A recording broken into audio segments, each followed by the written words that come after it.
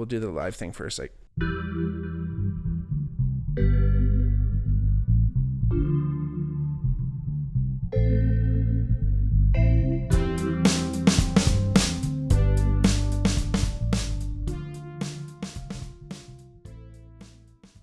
hey everybody, welcome back to the Bigmark podcast. This is me, your host, Bigmark. If it's your first time watching, welcome. If not, welcome back.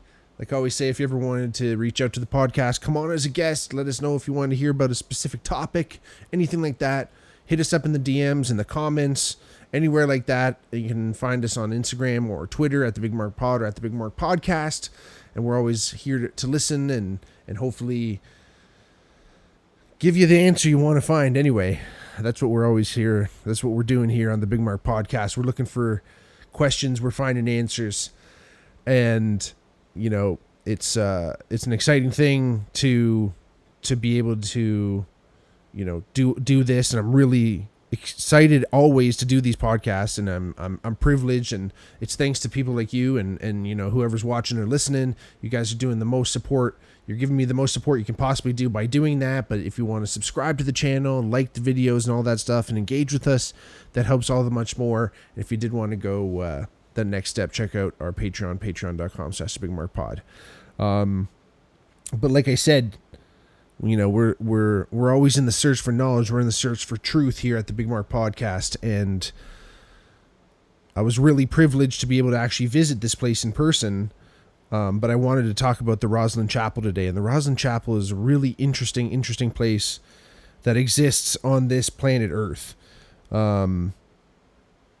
The first time I ever heard it was in the Da Vinci Code. It was in the book. I saw it in the movie. Just a really interesting, and they show a lot of it in the movie. Don't get me wrong. They don't show all of it. And I think there's parts that they've kind of added to. But again, it's a fascinating thing. And again, I was able to visit this beautiful chapel just outside of Edinburgh in Scotland. And it is an absolutely wonderful, amazing place. Just not only building, not only that, but just an amazing place to be on this planet Earth. And, you know, it's kind of funny with all these things and what we'll get into today, because, you know, it's kind of it's really not, you know, we're not just exploring a chapel. We're kind of unpacking about 600 years of conspiracy, craftsmanship, and cultural myth. And that whole aspect is just, there's so much going on in this place. And again, and unfortunately I wasn't able to take pictures in there, and I think you can find a lot of stuff online. But check this stuff out, because it's just something that it's so hard to explain just with words, but so much history and so much more meaning behind what everything kind of means. So it was built by Sir William St. Clair and the St. Clair family in 1446. It took about 40 years or about 44 years to build. They never actually completely finished the nave. So there's part of the church that extends out. It's kind of like the entrance of the church, but they found actually underground foundations that extended like 90 more meters or something like that, or 30 more meters, something like that. Far exceeding where the current front of the church exists. And you can kind of tell that they kind of put this thing on like kind of after certain things, because, you know, this church has been around so long. You know, it was taken over by different invading armies, and it was built as, you know, as a Catholic church when it first started, because it was so long ago. I mean, everyone was Catholic. But it started as that, and then when there was a Protestant Reformation, you know, it was at risk and all these different things, right? So again, it's been around for so long, but they found that it wasn't finished, so you could kind of tell. I think it was in the I don't know if it was that long, but it was much later that they actually put the current front of the chapel, and that's something you want to kind of keep in mind throughout this whole episode today. What we're going to be talking about is that there have been some alterations. There have been people that added things. Not everything you see was completely designed from 1446, but has a beautiful architectural uniqueness. It's kind of this hybrid of Gothic and Romanesque.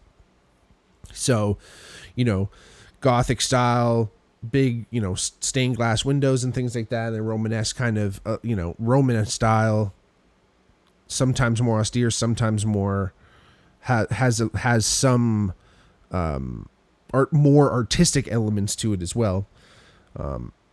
There are some ideas and some links that it might actually be the recreation of Solomon's temple, which is really interesting. And I mean, it's kind of like this is already some of the myths and legacies that kind of live there. It's really interesting.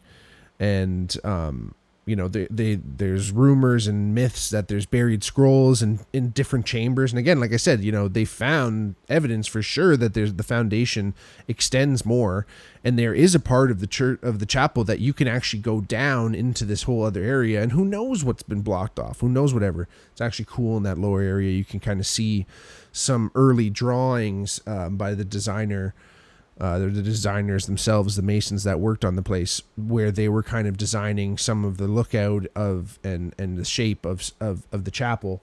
And they actually brought in timber from the East Lands, as they called them, to help like mock up the building, build the chapel, and then build the stone around it.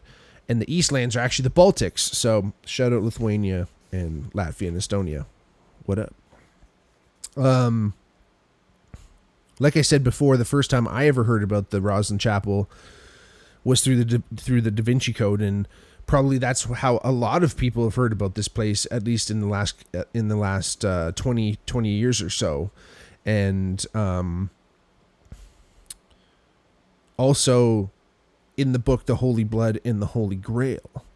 And you might be kind of wondering about this if you have no idea what this is all about. Obviously, the Da Vinci Code was a historical fiction book written by Dan Brown. Phenomenal book. I love it. I've read it myself. Most of Dan Brown's books kind of are written like screenplays, so you're really engrossed in them. They move by really quick. They're like a bunch of short chapters. He just kind of like rips it, and but like full of excellent, really interesting historical fact. I almost said historical fictions, but historical facts. And really interesting settings always, and his villains are cool. Anyway, I think he's a great writer, and the Da Vinci Code is great, and it swept the world not only for its writing but for its subject matter. And Michael Bejan,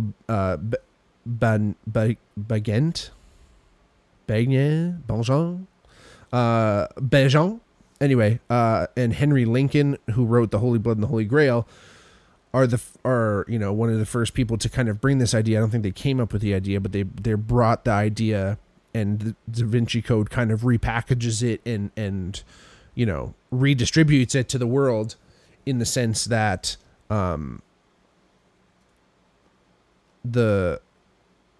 there's an idea and there's evidence and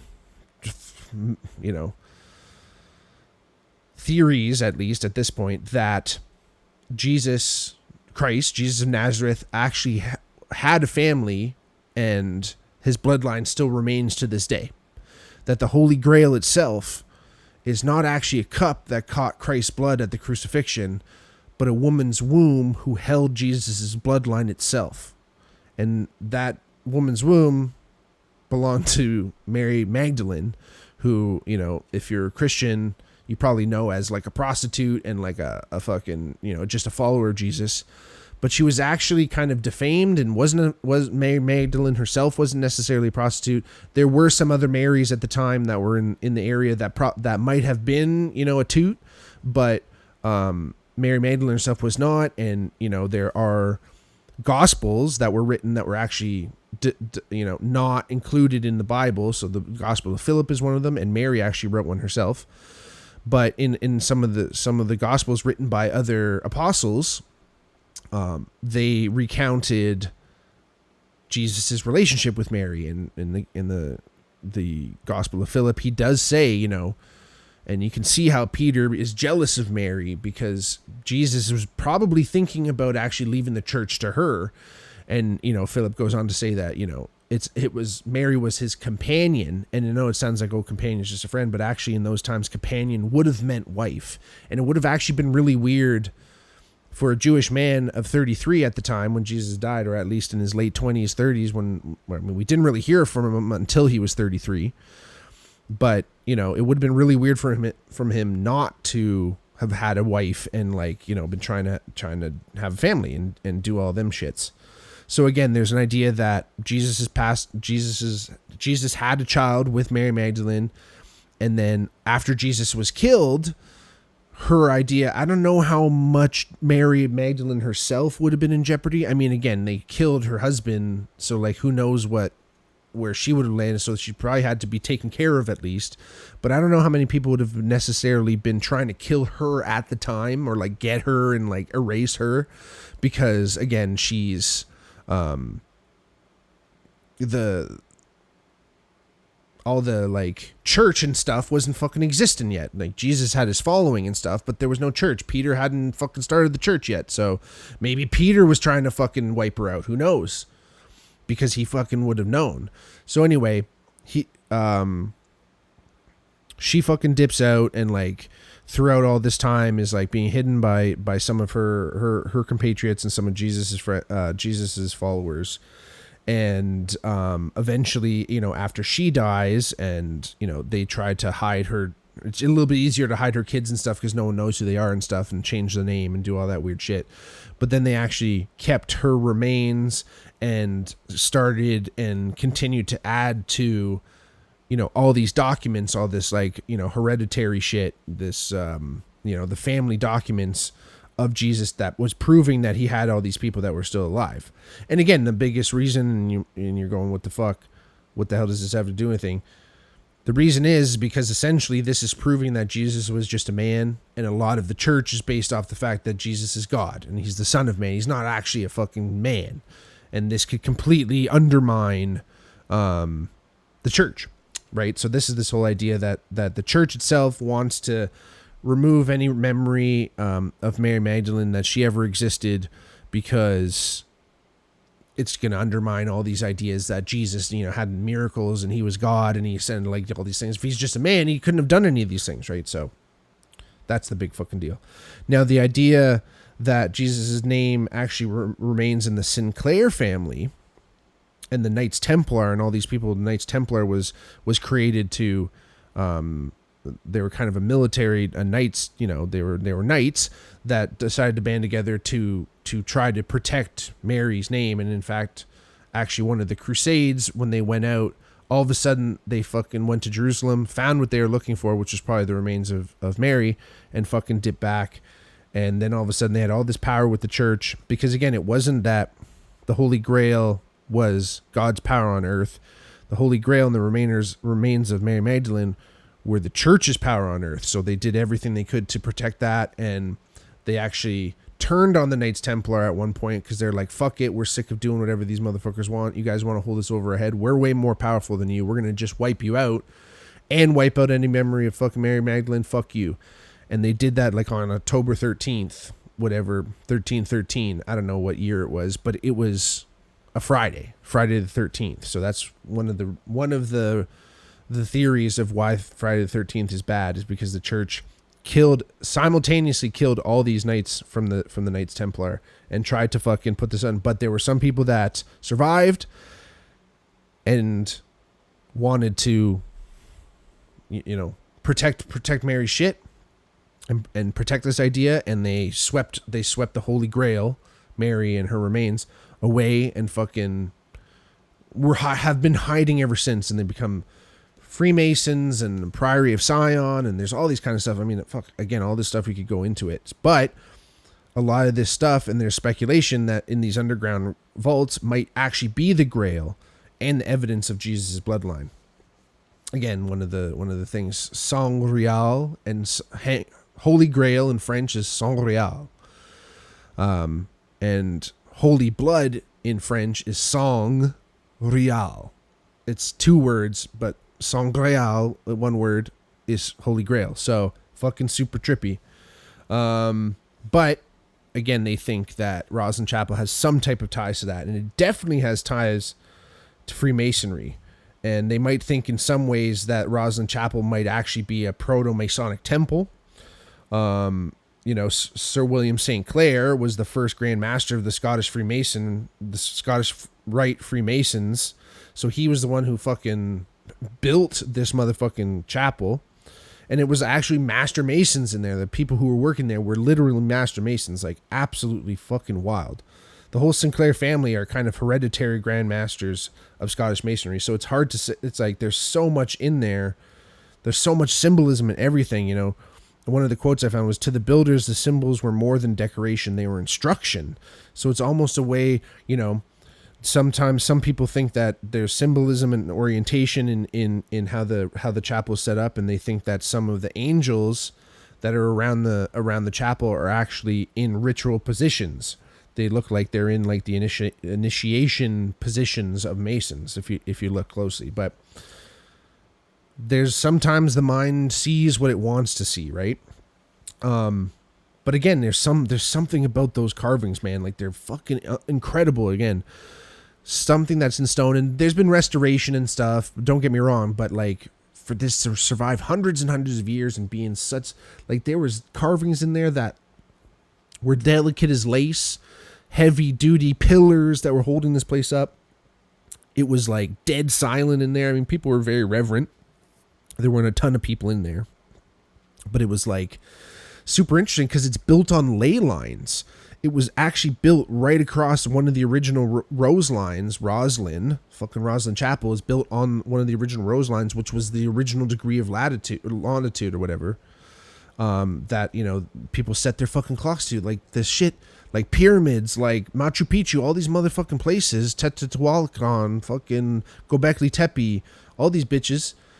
They're all fucking built on these ley lines, and there's these intersections of magnetic currents and all this shit. Like, how the fuck did these people figure this out, and why? And why would they put that there? There's and speaking of putting shit there, there's over 100 depictions of something they call the Green Man, and people wonder why the hell there's this green man everywhere. And the Green Man is essentially categorized as a man's face that has green or some type of foliage around it, whether it's in its mouth or coming out of its face some way or just wreathing its face. There's these little images, and there's over 100 around the chapel. And in fact, even people I talked to that work there said they've never found 100, and some of the other ones are actually hiding from view. You'd never actually be able to see it unless you were like up on the roof or like. And again, so sometimes they think that these were like kind of Masons, almost inside jokes or kind of just marks and just being like, you know, hey, you know, here we are. But again, I don't think anything was done for fucking by accident or for jokes in this place. And one of the theories is that the Green Man is actually Adam from the story of Adam and Eve. And when Adam and Eve were banished from the Garden of Eden after they eat the fruit of knowledge, God said, get out. You're never allowed back in. And, you know, obviously Adam and Eve were devastated, and they went away. They didn't go too far away from the garden, but, you know, they weren't allowed back in. So they kind of, they lived outside the walls. They had children, you know. Seth, one of their sons, was actually asked to go back to the Garden of Eden. And when Adam was dying, he got his son Seth. He said, Seth, go to the Garden of Eden. I want you to ask God if he is merciful. Is he a compassionate God? Because he was worried he wasn't able to go back and talk to God, as far as I know, in that way, or wanted or knew he was banished, so he wasn't going to go back and test the waters. But he sends his son, and his son Seth goes back to the Garden of Eden, and he's met at the gates by the Archangel Michael. I think it was Michael, it might have been Gabriel, but Archangel Michael meets him at the gates holding a flaming sword. And Seth says, I've been sent by my father to see if our God is a compassionate God. May I look upon the Garden of Eden and ask God, you know, is he compassionate? And the archangel opens the gates, and and Seth looks upon the tree of knowledge, and it's grown and it's much older, but the branches reach to heaven and the roots reach to hell, and there's an old serpent still wrapped around the trunk. But on one of the branches, Seth sees a baby. And God goes on to say, you know, this is my son. I'm giving you my son. You know, this is my gift unto you. You know, he's kind of pre-telling the story of Jesus and the Messiah. And that proves to Seth that that his God is a compassionate God. And right before Seth leaves to go home, the Archangel Michael says, hold out your hand. He places 3 objects in Seth's hand, and Seth runs back home to tell his dad because he knows his dad's dying, and he goes back to tell Adam, Father, I spoke to God, and he told us that he's compassionate and he's gonna give us his only son, whatever. And he says, don't worry, Dad, everything's gonna be okay. Like, our God is a compassionate one. And Adam just smiles, closes his eyes, and passes away. And as he's dying, his body is lowered into the earth. And as it's lowering into the earth, Seth opens up his hand. He realizes those objects that he was given were seeds. And he takes those seeds and he puts them on Adam's lips. And as Adam is entering into the earth, the seeds start to grow, and they start coming out his nose and out his ears and out his eyes, and they wreathe around his mouth, and he wreathes around his head, and they think, okay, well, there's the green man right there. So they think that these green men all around are Adam, but super interesting there. There's like 213 cubes along the ceiling, which I wish I was fucking aware of this when I went in, because I kind of knew about this, but I totally forgot that there's actually Tom Mitchell, who's a musician, actually theorizes that there's a musical score encoded in these cubes, in these like somatic patterns, and it actually shows different notes. It's not just motherfucking cubes, man. It's crazy. There's plant carvings resembling American corn and aloe, which is like how the fucking 1446 they're building this place. Columbus wasn't even here till 1492. So what the fuck happened? So there is a story that there was a group of knights, including Sir William St. Clair, that actually beat Columbus to America and actually made contact with the American settlers there before, and they showed him corn, they showed him aloe, like super fucking trippy, man, super fucking trippy shit. One of the coolest stories too is the Mason's pillar and the Apprentice pillar that are actually found in all Masonic temples today. And the Master pillar, or the Masonic pillar, was built by the Mason who was overseeing the building of Rosslyn Chapel. And at one point he had to go away, and he was unavailable, but they had to keep building, and they had to build this next pillar. And so he left his apprentice to oversee the building of the pillar. But his apprentice had a dream one night, and had this vision come to him in his dream, and he's like, nah, I have to do the pillar like this. It's this whole new design. And the master pillar is very nice. It's square. It's adorned with some foliage and shit like that, but it's pretty straightforward. But the apprentice pillar has wreathing flowers kind of wrapping around it in a spiral pattern. There's a series of 9 dragons around its base that some scholars think is actually related to the nine dragons that are found at the base of Yggdrasil, which is the Norse tree of life. And it's just beautiful, beautiful. And actually what happened was, when the master came back and saw this, he got so jealous, he fucking bonked his apprentice on the head and killed him right there. And then he was killed for killing the guy, and they buried them right beside each other. So their skulls are like right next to each other. So imagine you get so jealous of a motherfucker, you want to kill him, and then all of a sudden he's fucking beside you for the rest of time. Hilarious. Jesus Murphy. Yeah. It's really interesting with all these things. And like I said, there's so many beautiful carvings and stories of, the birth of Jesus, and it's all just in stone. It's for people. You could go in there. You don't even have to speak fucking English. You don't have to read. You don't even have to know how to read. You can see all this beauty in there. Now, of course, they never found any Holy Grail in there. There's no hidden vaults that have been confirmed, and no Templar proof. There's natural explanations for the carvings and timelines. And like I said, people went in there and did some shit later. And there's a challenge separating the romanticism from the evidence, of course, right? But again, the St. Clair family owned this place, man. This is not owned by the government. This is not, this is something that if you wanted to hide some shit, you could hide some shit. But maybe Rosslyn doesn't contain a secret. Maybe it is the secret.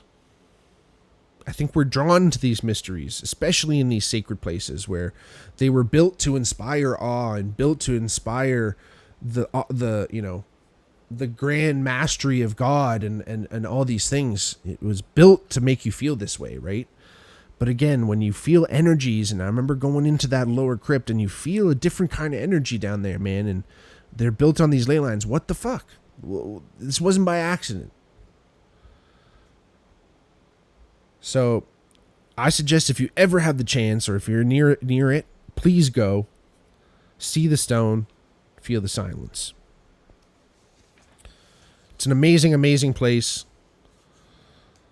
Again, I'm almost happy I wasn't able to actually take pictures because you're just so focused. Your eyes are just taking in everything they possibly can. And there's this one beautiful stained glass window that has this dark kind of night scene with a crescent moon, and there's red around it and all mostly blue. And I remember standing in the light under it, and I was all in blue and red, and it was just like, man, oh man, super trippy shit. And I'm more than grateful I was ever able to be there. So thank you to all. Thank you all for listening. Please go check it out. We'll talk more about more. Truth conquers all. See you next time. Peace.